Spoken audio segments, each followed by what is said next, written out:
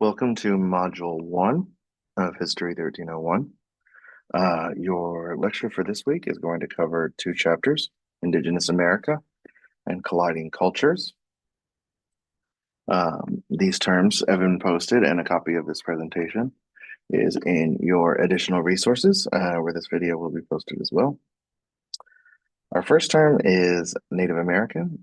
This is, of course, known by other names in different areas of the world, sometimes called First Nations, or in Australia they call them Aborigine. But in America, we tend to refer to them as Native Americans. They're, of course, the first Americans, the ones who were here before the colonists arrived. And even though we use this term to refer to everybody from this time period, they, of course, had a very wide range of civilizations. They varied greatly from Plains Indians that tended to be more nomadic versus places like the Aztec Empire in modern day Mexico, which were incredibly advanced and had large scale cities, temples, and other things like that. Even to the Inuit who lived all the way up in Canada. So again, this can be a great many different styles of Native American culture and life. Um, some of the most well-known ones, of course, are the major civilizations in Central and South America: Aztec, Inca, Maya. In America, probably one of the largest and most advanced we had were the Mississippi Mound Builders, which you can see here in the bottom corner. Uh, these were probably the most advanced civilization in North America at the time, while the Aztecs, as I said, dominated Central America, and what is their capital city of Tenochtitlan is now modern day Mexico City. Then you have the Inca here, which built their civilization on the top of the Andes Mountains, and were very good with rope and growing alpaca and some very interesting varieties of potatoes, which is where we got them from. Um, as you probably learned during previous history classes, Native Americans came over to North and South America across a great ice bridge during the last ice age in what is now the Bering Strait. This would be at about anywhere from 20,000 to 10,000 years ago. By the time Columbus arrived, there were estimated to be over 100 million Native Americans in the entire new, quote unquote, new world, with many different thousands of languages and rituals. And the vast majority of them are either extinct or nearly extinct to this day, though there are many people who are fighting to try to keep them alive. And a lot of that comes from, of course, the arrival of Europeans. Uh, our next term is refers to Ferdinand and Isabella. These are the king and queen of Spain. They are well known for reconquering the Iberian Peninsula, with a thing known as the Reconquista. After about 700 Moorish Africans came over the Straits of Gibraltar and controlled the Iberian Peninsula all the way up until 1492. In about 900, the Christians began to push back a little bit, and by Columbus's time, they are finally pushed completely out of um, out of the Iberian Peninsula, and so you have now a Catholic Christian kingdom in Spain after they conquer the last stronghold of Grenada in 1492. So as soon as that's done, they begin to look at a wider, more global empire at a time when other empires are beginning to expand. And the main thing they are wanting is to get to Asia. And now this is possible thanks to a new kind of ship, which is our next term, known as a caravel. This was created by the Portuguese using advancements that they got from the Muslims, mainly the triangular sail, which allowed them to use the wind, even if the wind was going against where they were planning to go. Um, this was the Portuguese have a very strong naval tradition starting in the 1400s, thanks to a man named Prince Henry the Navigator, which is one of the questions on your module quiz. The answer is caravel, was the thing that Prince Henry created. Um, and the thing about the caravel is that not only was the ship strong enough and large and powerful enough that it could sail across the ocean, but also it was shallow enough that it could go close to the coast and in bays and up rivers, which was great for exploring. I do have a comparison here to not necessarily a contemporary ship, but a ship that was available around that time. This was the Chinese ship led by Admiral Zheng He. So next to Columbus's ship that sailed to the New World. So there are much more advanced. The Chinese have much larger, more advanced vessels. Though they were not as interested in exploring, they were much more interested in sailing around in India and sailing around the African seas and telling everybody how amazing they were, which is why the Europeans wanted to go trade with China so bad. And the Portuguese were the first to do so by sailing down and around Africa using this new kind of ship. And it made them very wealthy. And the Spanish wanted in on it too. So that's when they hired this guy. Um, he's an Italian explorer, generally referred to as the man who discovered America, ignoring, the 100 million people that already lived here. Also ignoring the fact that the Vikings actually came to America in 900, but that's not important for this particular class. Um, Columbus was basically not that smart.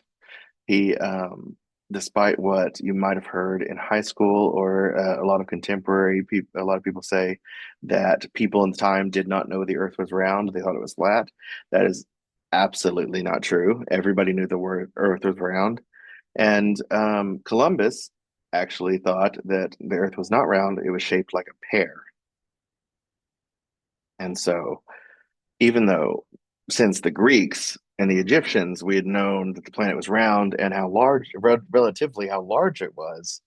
Um, there was no knowledge of the New World because we thought there was just a giant ocean in between Europe, Africa, and Asia, and that there was no way we could sail a ship all of that distance with enough supplies and men.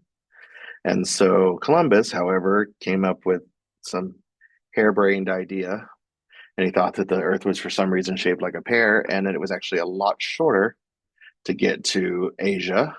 And he somehow managed to convince Ferdinand and Isabella to give him three ships and enough men to crew them and send them over there because they were desperate to get to Asia to get the trade that the Portuguese were doing. And in the process, he landed on an island in the Caribbean, lost two of his ships, and then kidnapped some of the natives that he found, and took them back to uh, Spain so that he could come back with a whole flotilla of ships. And when he arrived, he demanded gold and riches, which unfortunately the people living on those islands did not have, and so he killed them all. And then he will continue sailing around the Caribbean. He will make it to Mexico. He will make it to several other Caribbean islands, killing a lot of people in the process, trying to find gold, and still thinking he made it to Asia. And he will die thinking he made it to Asia. And apparently that deserves a holiday. But of course, the reason why there is actually Columbus Day is a lot more complicated.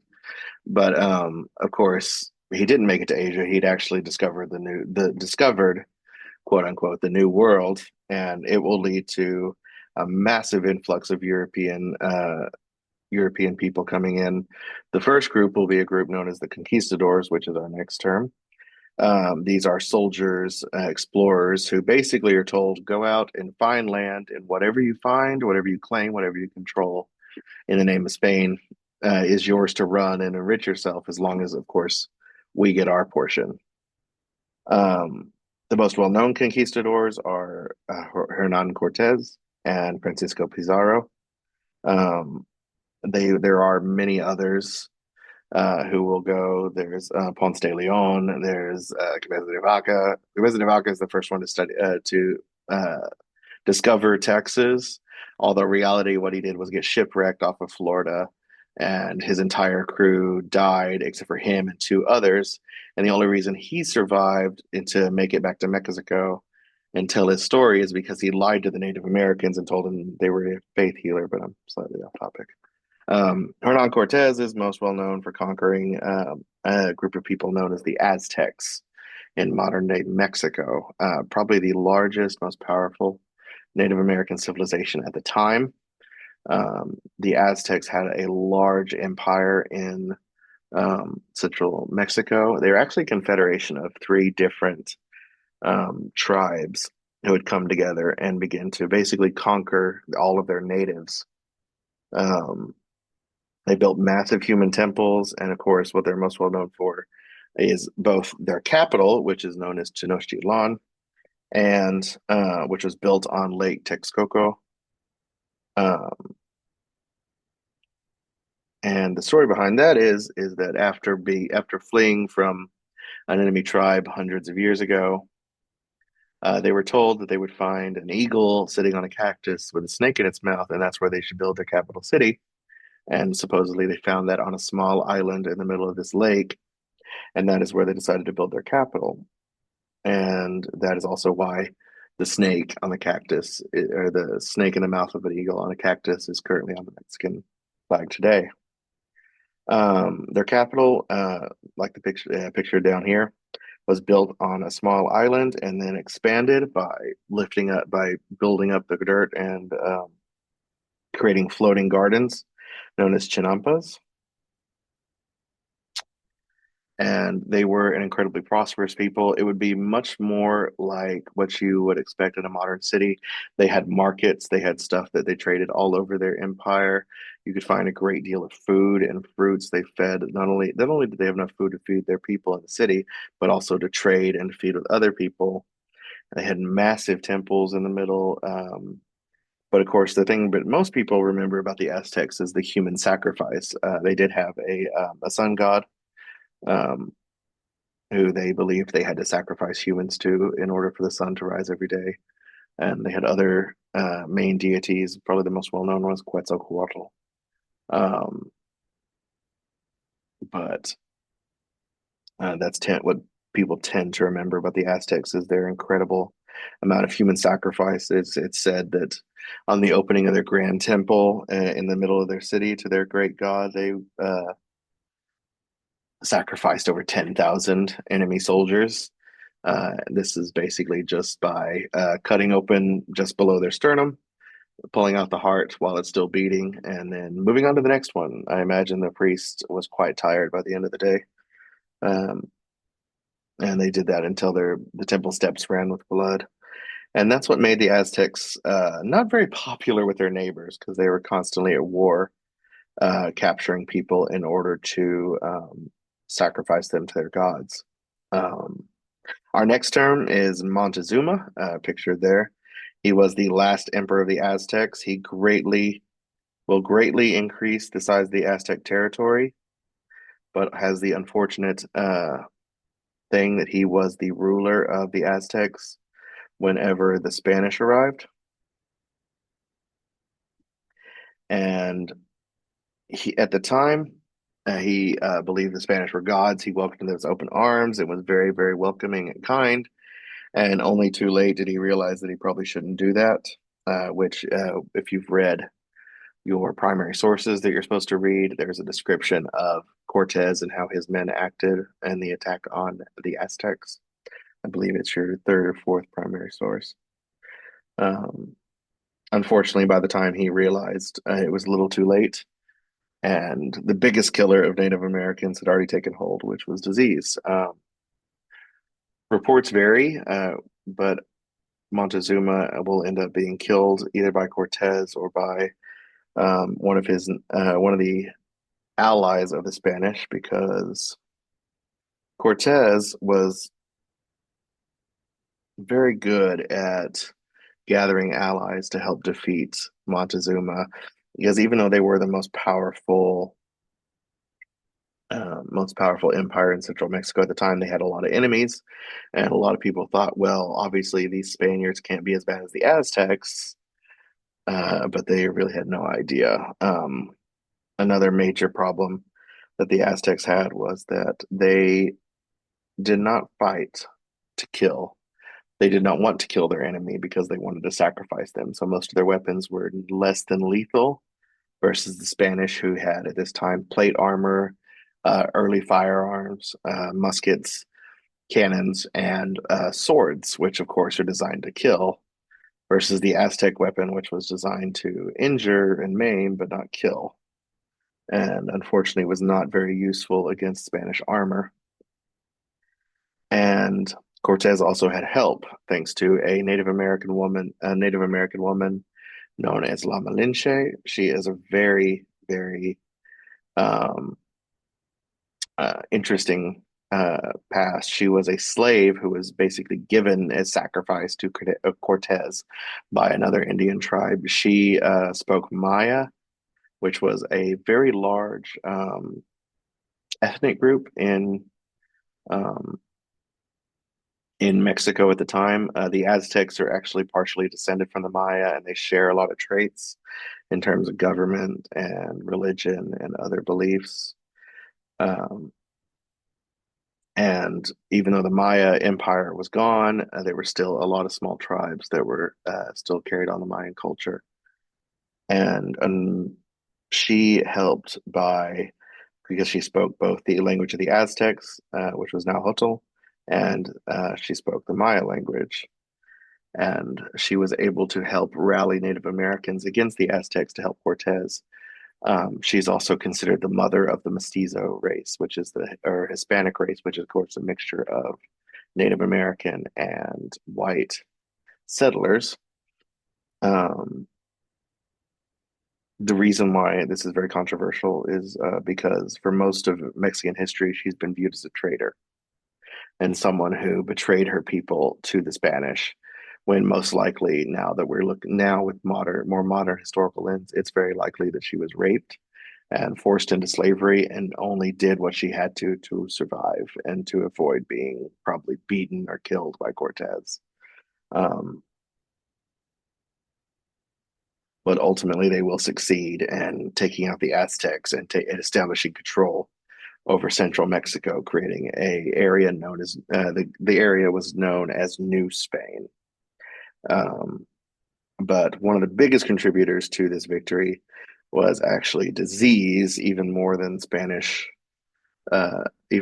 Spanish military tactics or the native allies. It was disease, which decimated the native populations over the next area. The government that will take its place is known as the Viceroyalty of New Spain. Basically, control everything from modern day California to Venezuela, and then they will last until 1898.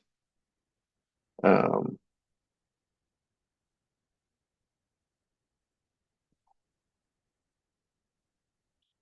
Whenever the Spanish are completely kicked out of the New World.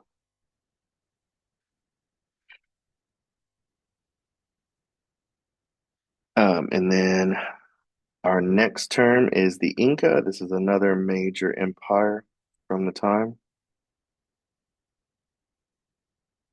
These ones are going to be uh, in South America, excuse me, an area of the Andes Mountains.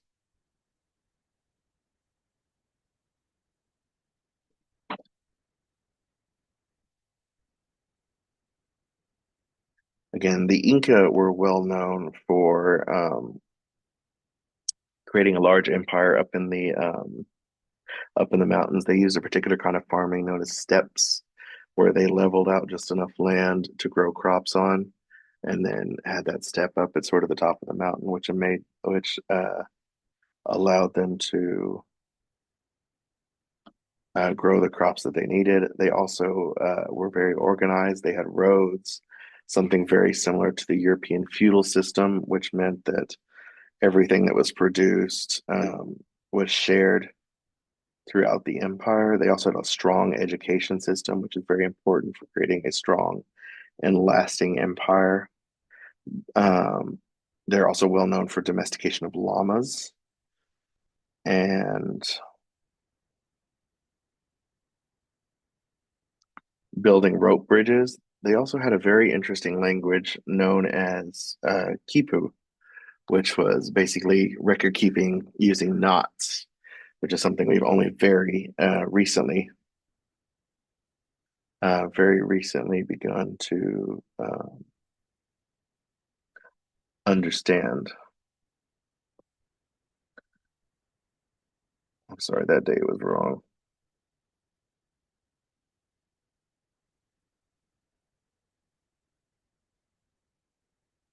It's 1821.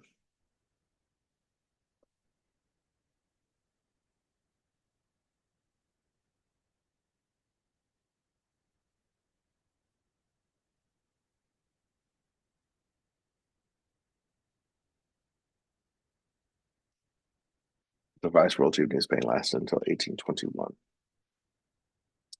Unfortunately, like most of Native Americans, the Inca were doing fine until the Europeans arrived. And unfortunately, disease led to dying crops and a lot of other problems.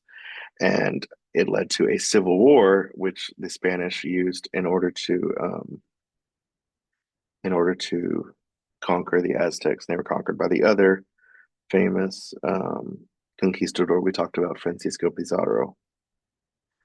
They're also well known for one of their delicacies, which was guinea pigs, which are native to this area of South America. The other major civilization, which I mentioned briefly, were the Maya. This is a Mesoamerican tribe. They had made incredible advancements in math, astronomy, and calendars.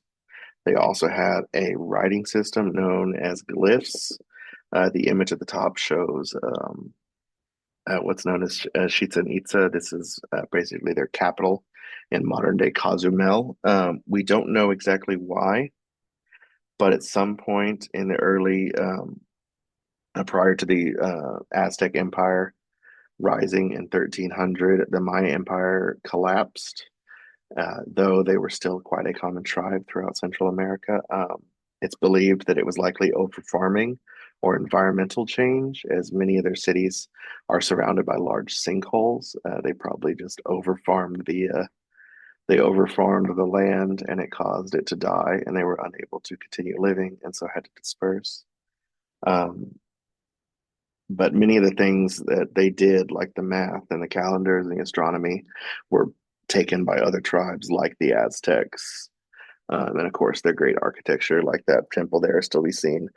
Unfortunately, uh, most of the Aztec architecture was destroyed by Cortez and the Spanish as they used them to build a new city on top of Tenochtitlan, which is now, of course, Mexico City. Um, and Mayan culture is because they were not a fully developed civilization. They have actually been able to continue a lot of their traditions and stuff a lot longer than others.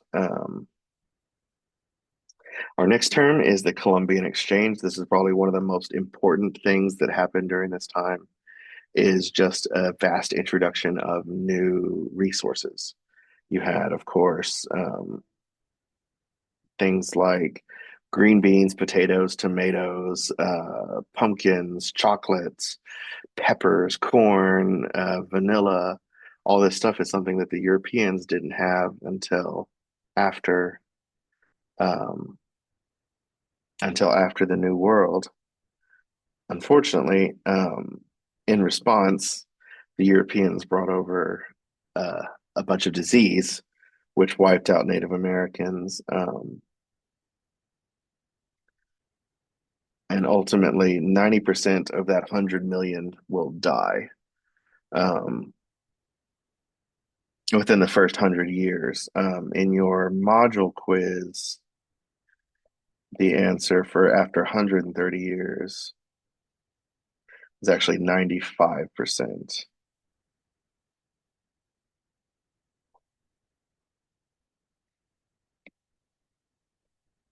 So that's the answer to one of your module quiz questions is 95%.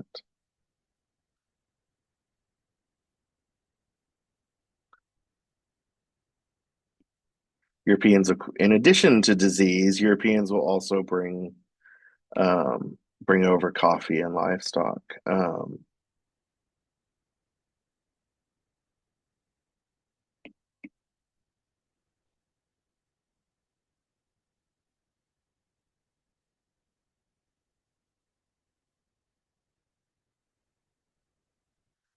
Things like horses and cattle are not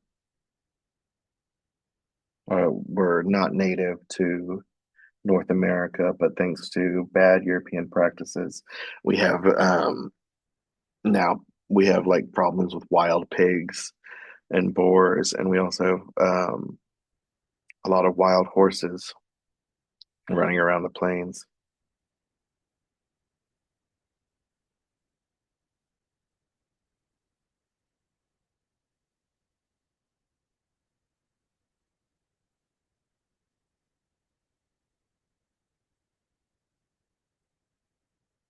To 95 years, 95% after 135 years. 95 million died. This map is just another example showing, again, some of the things that came over, things like tomatoes, turkey, squash, a lot of peppers. Um, Hard to imagine, but the Italians had never had tomatoes before now 1492.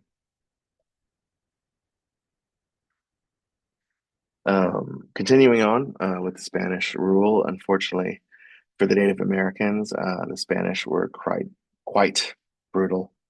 Um, Many Native Americans were put into slavery. The ones who did not die of disease. The main thing that the Spanish wanted to do during this time was grow sugar. It was incredibly valuable, incredibly popular, and also, of course, Central Mexico and also parts of northern South America are very minerally rich, and so mining was also a very big business for the Spanish. And so the Native Americans who didn't die of disease will be put to work in these mines, and many will die or be worked to death. Um, but additionally, Spanish will also have a great deal of issues because the Native Americans, of course, know this territory. This is their land, and so many will escape. And unfortunately, this led to the beginning of slavery, uh, African slavery,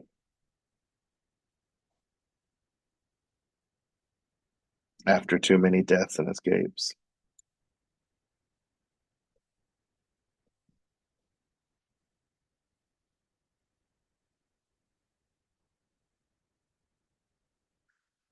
The system the Spanish used in the New World was known as encomienda, which is basically this idea that they would convince the Native Americans to come live on this plantation and do this work, and you will be under my protection. I will protect you. I will teach you Christianity and help you um, save your soul. But of course, it was really just to get their labor. And this was something that would be done only for the top people under the Spanish. Um, and then you have their estates, which was known as a hacienda. Um, and the landowners that were granted by the Spanish crown were hacendados, which is Spanish for landowner. And for this chapter, we're going to end with these last couple words. Um, as soon as the Spanish came over, they implemented what amounts to a caste system because a lot of the Spanish settlers that came over were, of course, white and were men. But not a lot of women came over, and so a lot of these men will end up taking native wives. Um, Not all of them willingly. In fact, probably the vast majority were not willing partners. but did what they had to do. And so you'll have a caste system developed where you have basically the darker your skin, the more native you have, the lower you are in the caste, with, of course, African Americans and slaves being on the very bottom. And though and you would have some white, pure white Spanish families move over, and they would be at the very, very top of that caste. They are known as peninsulares. They are the only ones who actually have any power to. They're basically the governors and bureaucrats, tax collectors, things like that, who help run the Spanish colonies, and then their family. Um, and then you have this new race, this new breed, this new caste of people. At the time referred to as mestizo. These are mixed children of white Spanish men and Native American women. But today, mestizo isn't commonly used. It's more common term we use today is Hispanic. So if you are Hispanic and you are in this class, that means that at one point you had a Spanish ancestor, you had a Spanish grandfather and a Native American great, whoever knows how many great mother. Um, and unfortunately, this will also mean that in this caste system that they are below the pure white families and be towards the bottom. And again, this is where we begin to get some of our modern ideas of race. And in the Spanish setup, as in the unfortunate, mostly European setups in the New World, it will be seen as the white is at the top, and the darker you are meant the lower you are in the caste because below mestizos were the African migrants and people who came over who were black, but also the ones who were mixed race. And you also have the Native American mixes and the black mixes, which is unfortunately a term that is considered a derogatory term, so I will not use it, that make up this caste. But if you look on this caste system here picture, which is one of your primary sources, you will see the word I'm talking about at the bottom of the caste. Very last one. If you are a very last couple of words, Virgen de Guadalupe, also known as Our Lady of Guadalupe, very important religious symbol in Catholicism. This is, of course, Mary, the mother of Jesus. She appeared to a man named Juan Diego, an Aztec man who told the story and helped convert many Aztecs to Catholicism. Still very, very important today. Our next term, Black Legend. This was what the Spanish called the reporting of the Spanish brutality and how they were attacked and the way they were demonized by other European nations. And what they claimed was an attempt to discount their discoveries and their achievements and try to lower their influence because after the discovery of the New World, Spain will become the richest country in the world. And that is something that the other European powers were very angry about and also wanted to, of course, try to take that position. Um, there's also this other part where most of these other European countries like France and England are Protestant nations, while Spain is, of course, Catholic. And so that was also accused of being very anti-Catholic. There's a lot of anti-Catholic sentiment throughout U.S. history. So there's certainly a possibility of that as well. So there is still some debate, even in modern scholars today, about if the stories of Spanish brutality is true, as it was how much it was focused on. But reports from Native Americans and other, like the Spanish attack on the Aztecs. You also have another primary source of Bartolomé de las Casas that you will read that also talks about Spanish brutality towards the natives and how they were treated. And he was asking the Spanish king to basically try to fix that. That led to a lot of this belief about just how brutal and horrible the Spanish were being, and how other European nations will try to use this as an excuse to go and take territory in the New World as well. Continuing on, we're going to talk about the Northwest Passage.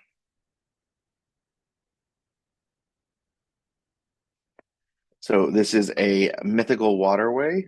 Basically, and a nice way to say is we think there's this, hopefully, we're going to try to find this way to make it to Asia by going around the New World. So even though they'd found this new world with all of this resources, all of this available territory, they were still wanting to get to China. They were still wanting to get those resources, the silk and the pottery and all the great things that were there. And so they begin trying to look for another way around.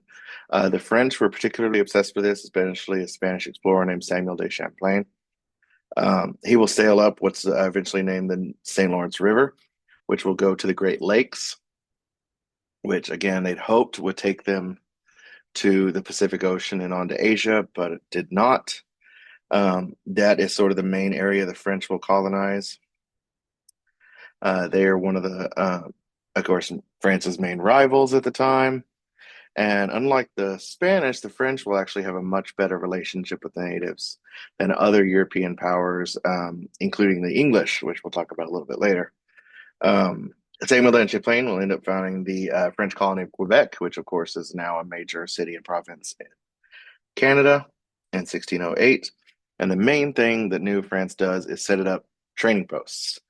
There is a very, very popular animal product that comes out of Canada and Central America at this time. It is beaver pelt, which is used to make hats and other clothing, which is like very, very fashionable, very important. And it becomes such a huge trading commodity that the beaver is almost hunted to extinction in the Ohio River Valley.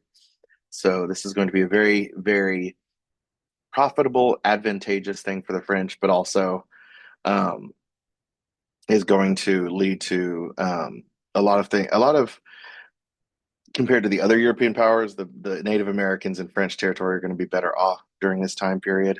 They're going to get access to manufactured goods and guns and things like that. And they're not going to have the same level of brutality, though there is unfortunately also the continued death from disease, which comes just from being in contact with Native with Europeans. Um,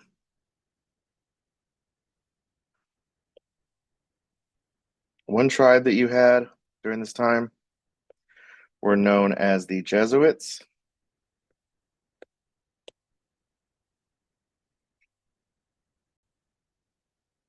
Something that both the Spanish and the French were heavily involved in was the expansion of Catholicism and converting as many natives to Catholicism as possible. The Franciscan monks of the Spanish, again, tended to be a little bit more brutal. They were forced to, the Native Americans, as we mentioned, are forced to live in haciendas or on missions and forced to give their labor as well as convert to Christianity. While the French, the main sect of Catholicism that was involved in conversion of natives, were known as the Jesuits or the Society of Jesus. Instead of forcing the natives onto reservations and having to live around the missions and work for the missions, the Jesuits instead traveled out and met natives where they lived and lived among them to convert them to Christianity. And so, unlike the Franciscans, um, the Jesuits were a lot nicer, and they also helped serve and help try to do what they could to help the natives as well as teach them French and live among them. And but because of the Jesuits and because of the Franciscans as they go out and try to travel, but especially the Jesuits, many of the first white faces a lot of these people will see is these monks coming out to try to convert them and tell them about Christianity. And much like much like in South and Central America, a lot of the French settlers and a lot of the people who came over were men, and there was not a lot of women. And so a lot of these fur traders and a lot of these Frenchmen will take wives, native wives. Um, it's likely that the French again were a lot nicer about it. Uh, Hopefully, there was a lot less rape, and the women were willing partners to the French fur traders.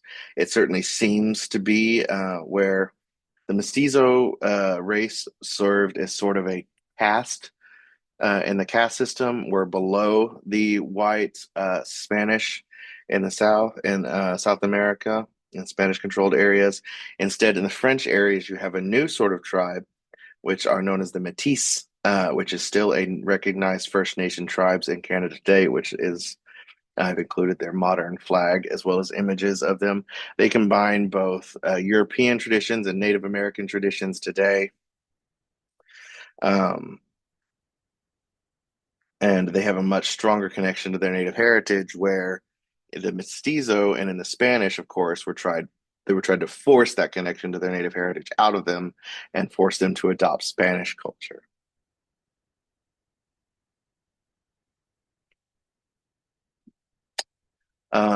Another European settler during these times were the Dutch. They will settle in an area which they called at the time New Netherland. We today call it New York. They will settle there in 1621 using the Dutch West India Company, excuse me.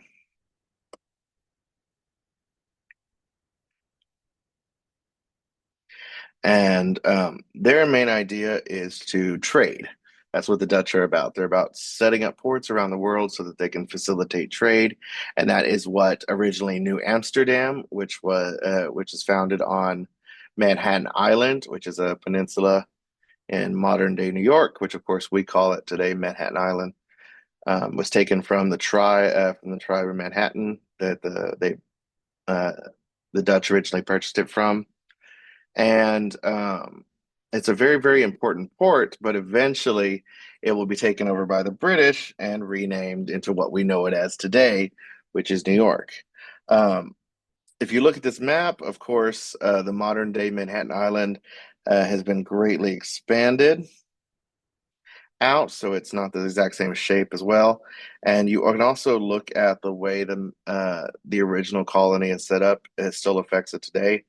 This area here that is circled in red is what's known as the original wall that protected the colony. Today, we of course call that Wall Street, which is one of the main financial centers of the United States. It's where the stock market is. And you also have this large road here, which today is known as Broadway. So again, that's a modern road in New York City today, was based on the original Dutch colony. And down at the bottom, you have this image showing the original colony on the left, and then of course, the modern day New York, which is all skyscrapers. Um, an important tribe that we need to learn about during this time, probably the most well-known tribe in the North American area, especially the ones dealing with the Dutch and the French and English, are the Iroquois. These are a confederation. Their name is the Haudenosaunee, which I probably butchered. Unfortunately, is a little difficult to say. They are actually a confederacy of five tribes: the Mohawk, the Oneida, the Seneca, and two others, which I would probably butcher if I try to say. Um, they originally worked with the Dutch, and they traded with the settlers, but eventually became sort of a problem as they began to fight with the British, which we'll talk about more. Um, our next term is the Treaty of Tordesillas. This was a treaty established by the Pope between Spain and Portugal, which basically the Pope drew a line down the map and said, okay, everything on this side belongs to the Spanish, and everything on this side belongs to the Portuguese. Um, which basically was saying that the Portuguese already have Africa and a route to Asia, and the Spanish have now discovered the New World. And so, to prevent war, we're basically going to say, we'll split the world between your two countries. But that line goes through what eventually became South America. And so, you'll get the Portuguese will end up having a colony on South America, which, of course, today we know as Brazil, which is why Brazil is one of the only countries in South America that doesn't speak Spanish, and they speak Portuguese, which is different enough that They can't communicate, although they might sound similar to somebody who is not familiar with the language. England will also get into the colonization game with a little bit more of a private aspect known as joint stock companies. These were started by Queen Elizabeth I. Basically, they allowed groups of individuals to pool their money to create this joint stock company because between buying the ship, the captain, and the crew, and all the supplies they would need was very, very expensive and hard unless somebody was really, really rich. And so, by having these investors, these typically middle class merchants and business owners pool their money, they could afford to basically go start their own colony in the New World. And of course, when you have a lot of resources being taken from one area to another, that's got to be transported somehow.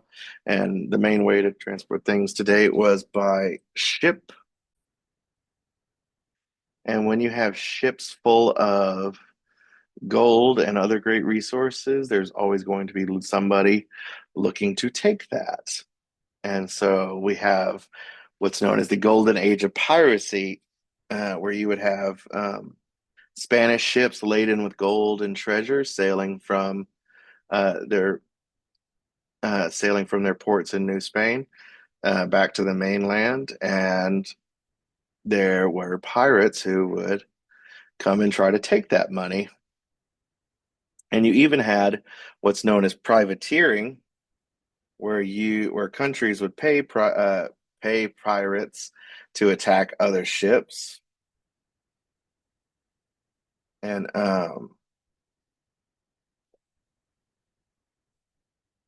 most pirates were actually former sailors in various navies who, during wars, of course, you would have to have a lot more ships, and you would have to have a lot more sailors.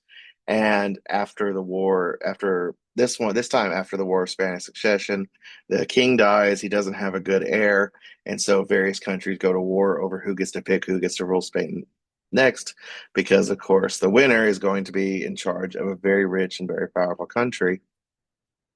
And so the Europeans fight about it. And when the war is won, those sailors that all been drafted or conscripted to go fight in the war now need a job. And so a lot of them turn to slavery.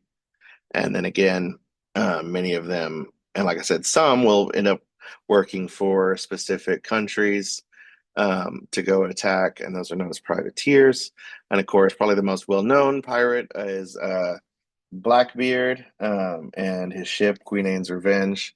He used to he used to put burning wicks into his beard so it looked like he was smoking and devilish to try to scare people. He was quite successful until he was finally killed um, around the end of the golden age of piracy. Um, by then, the British and others had gained enough control over the Caribbean that they were able to protect their ships. They were able to use convoys, and it was a lot harder to try and take these ships. Um, and again, as we mentioned, the Spanish were the largest and most powerful navy at the time, most powerful country at the time, and they had the largest navy. But at the time, they were not having the best relations with England. England was also building up its navy. They were settling in the New World. And the king at the time, a man named King Philip II, declared war on England, and he sent his massive Spanish fleet, which was probably the largest fleet in the world at the time. Um, and a large fleet of ships is known as an armada to go attack, to go basically overthrow Queen Elizabeth and put in someone who would work with him or be a little bit more reasonable, according to him. And along the way, they are caught in a storm and it sinks a bunch of the ships. And then they are defeated in battle by British fire ships and then have to retreat. And then a bunch more sink. And it's just a massive disaster that cost the Spanish a great deal of lives, a great deal of money. And it's sort of the beginning of the end for the Spanish being the most powerful country in the world. They're still incredibly rich, but at this point, most of their gold that has been spent, and it's basically downhill from here for them. Switching over to the English again, now that the Spanish are kind of on the way out, the English are beginning to rise, especially in the New World. You have the first successful English colony. The first colony you might have heard before was the colony of Roanoke in the state of Virginia. Virginia, of course, was named for the quote, a virgin queen, Queen Elizabeth, because, of course, it's impossible to have sex outside of marriage. And because she never married, she was definitely a virgin. And so that's why they celebrated it so much. She was the Virgin Queen, and we named Virginia after her. If you did not know, that's where the name comes from. Uh, the first colony, Roanoke, was founded. It was not successful because it was founded before the War of Spanish Succession. And then the leader of it had to go back to England to request more supplies. The war started. He wasn't able to get there and was not able to return until after the war. When he returned, the village was abandoned, and the word Croatoan, which is the name of a Native American tribe nearby, was carved into a tree. But we still have no idea what happened to the people in Roanoke. Did they join with the Native Americans and join their society? Did they all die? Still have no idea what happened to that day. And part of this comes from the fact that the English were just really not good at this whole colonization thing. They were not best at picking good places. This is a particular this Jamestown and Roanoke were both very, very not great places. They're in the middle of another Indian tribe's territory known as the Powhatan Confederacy. Um, it's also a very swampy, marshy land. And the only reason the Powhatans hadn't used it is because it was not a good place to live. There was also a lot of course, mosquitoes and marsh, and was not a good place to grow crops to live on. And so uh, they suffered quite a lot, and many of them died. And most of these English colonies, at the beginning, you'll see massive death tolls, sometimes as much as half. There's also some historical examples, some historical proof of light cannibalism, um, some light chewing of the bone. They found some graves where there's literally like butcher marks on the bones, so of young girls and stuff like that. It's just a terrible time where people were just doing every single thing they could to survive. Um, and then you have this man come along, John Smith. Now, any of you who've watched the Disney movie, Pocahontas, of course, you might be familiar with John Smith. That is, of course, not the real story. John Smith, in actuality, was much, much older than he appeared in the film, and he had a beard. And he was hopeful. He was actually very successful in basically saving the colony. He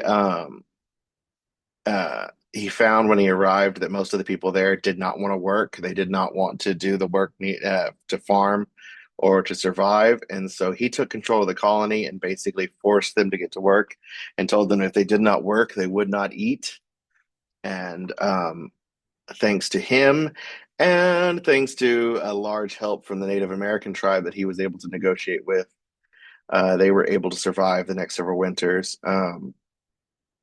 And there is, of course, the famous story where John Smith is captured by Powhatan, the chief of the Powhatan tribe, and is sentenced to be executed, only for Pocahontas to save him at the last minute. Um, and then they will establish a mutually beneficial treaty for a little while, um, until bad things happen, as unfortunately they usually do with Native American relations. Although she does not end up marrying him. Um, so Powhatan will end up saving them, and by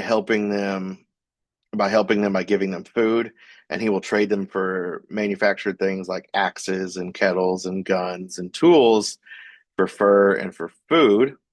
There's several hundred colonists and over 10,000 members of the Powhatan tribe. So he kind of thought, you know what, they're okay. it'll be fine. But more and more English kept coming. And then the next winter, the harvest was not nearly as good, and Powhatan had did not have enough food to give to the English, who were still not doing a great job, and of course still struggling to grow crops on that terrible land that they had settled on. And so they started using their guns to force him to give them food and take them. And it led to a time known as the Starving Time, which was bad for both the English and the Powhatans, but also it led to the first kind of sporadic fighting between the two. Um, and then by the end of that, by the end of that winter, all but 60 of the people settlers in Jamestown had died. And by 1616, 80% of all who had come there were dead.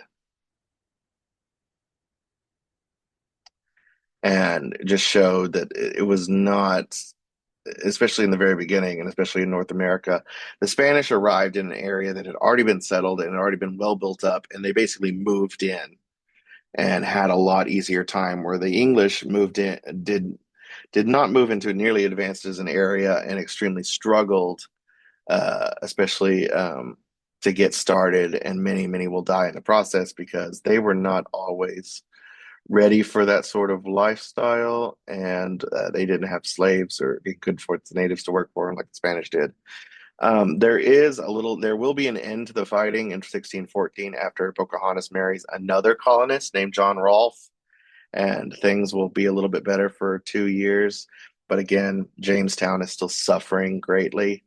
Um, and Pocahontas' story is actually very sad. She will take the Christian name of Rebecca and then return to England and then go to England with John Rolfe, and she's quite popular and famous, and unfortunately gets sick and dies very soon after. So very sad. Not anything like the Disney movie. But finally, in 1616, John Smith gives Jamestown its saving grace, and that is tobacco. So that marshy, swampy, nasty land is not good for growing crops like for food, but it is very good for growing tobacco. And so John Smith will combine several different strains of tobacco and start growing some that becomes very popular, and it becomes a cash crop for Virginia. And it will basically save the Virginia colony and save Jamestown. It's the reason why it is successful and the reason it's able to survive. And it becomes such an incredibly important trade. In just 15 years, they're doing over 500,000 pounds. But after 40 years, Jamestown and Virginia is exporting over 15 million pounds of tobacco. And even today, Virginia tobacco is still one of the most popular tobaccos grown and sold in the United States. So even though Virginia was seen as this sort of limitless area where there's all this land and oh my God, the problem is that tobacco is such a labor intensive product. They needed a lot of people to grow it. And there's not a lot of Virginians who are willing to spend all that money to go over there just to work tobacco, which was an incredibly labor intensive, hard job that took a lot of hours.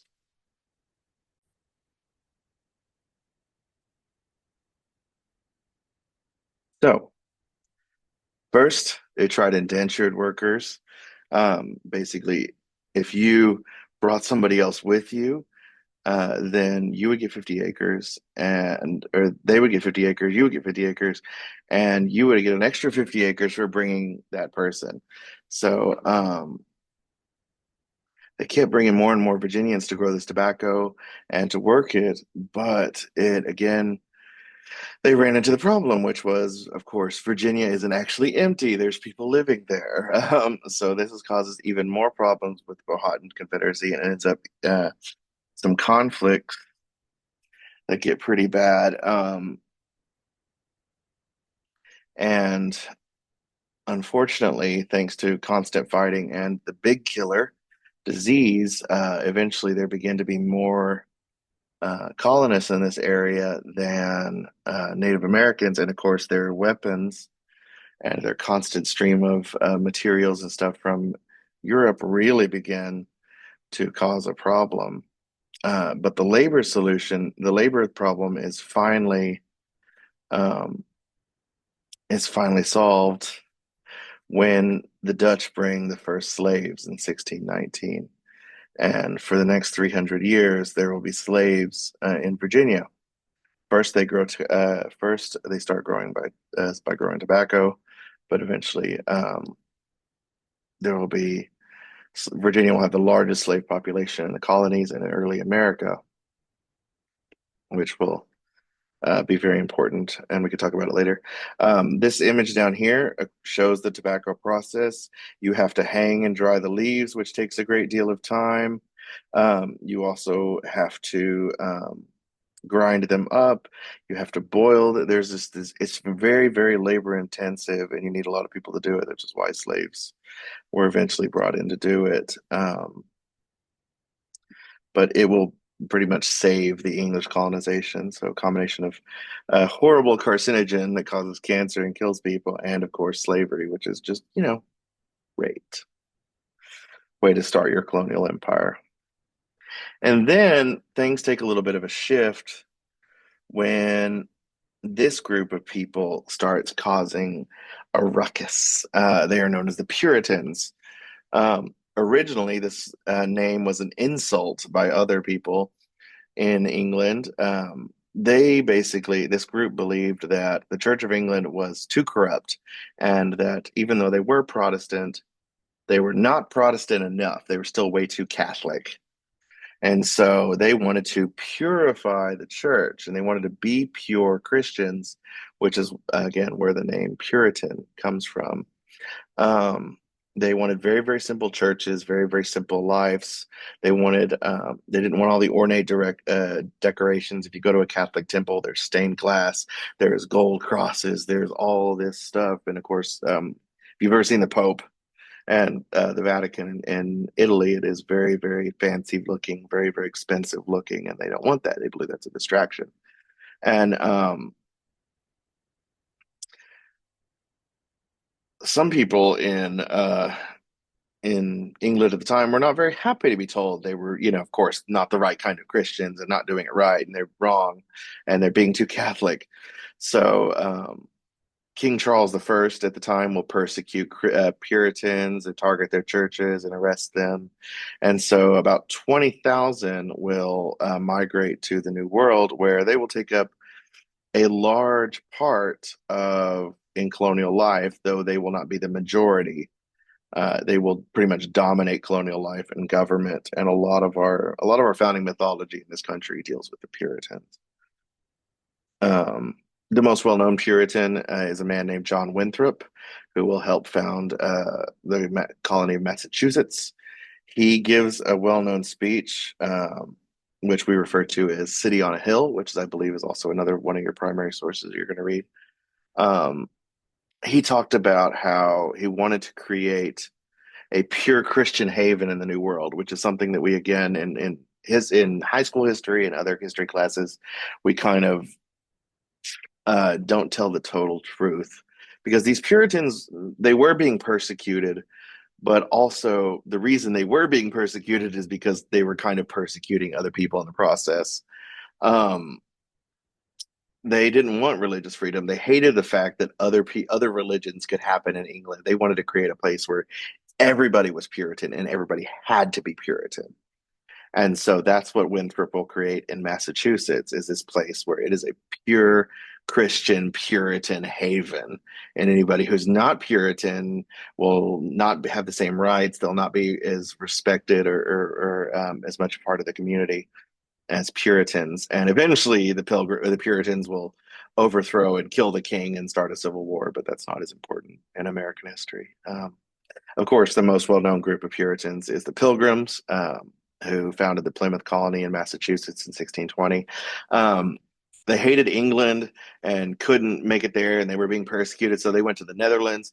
And which is ridiculous because, of course, the Netherlands are even more freedom and religion about have even more freedom of religion and even more respect and even more respect for different religions and different beliefs, and again remain to this day still one of the most opening and welcome places in the world for different people. um and so they were like, well, we're not staying here, we're gonna leave, we're gonna go to the new world. And they were supposed to land in John Winthrop's area but ended up a little further north and founded a new colony. They of course came over on the Mayflower. That's one of our founding Thanksgiving myths that, of course, is they did come over on the Mayflower. And this is where it begins to take a little bit of a turn from the myth. Is the Puritans didn't come to this unspoiled land and build a happy, thriving civilization. They actually found an abandoned village of native that belonged to Native Americans known as the Wampanoags. And the reason the village was abandoned is because everybody there had died of smallpox. Um, like the others who had come before, they were not well suited for this new world. But one thing they did do was create what's known as the Mayflower Compact, which was kind of this first little governing document, which basically gave men some sort of ability to vote and help run the colony. But again, you had to be a man and you had to be a Puritan, and that will affect that Puritan stance, and everything will, of course, continue to affect our colonial government for some time.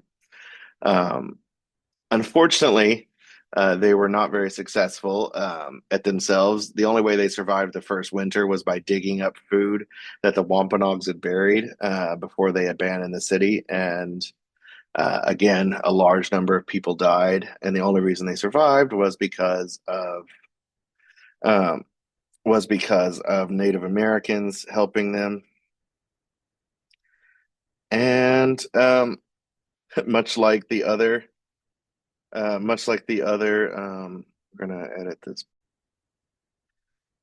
Unfortunately, they were not very good at running things themselves and relied on the Native Americans to save them. And that's, of course, where we get Thanksgiving.